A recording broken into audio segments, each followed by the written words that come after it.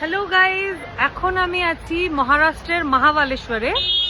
তো এখানে রাস্তায় দেখতেই পাচ্ছ, আমার পেছনে আছে দেখো, এখানে রাস্তার মধ্যে স্ট্রবেরি বিক্রি হচ্ছে।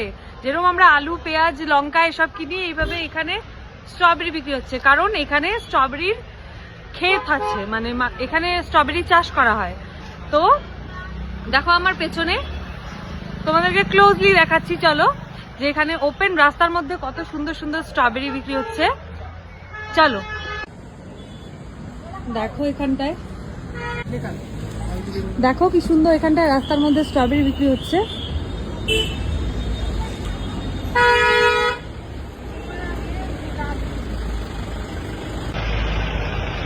তো এই দাদা আমাকে টেস্ট করার জন্য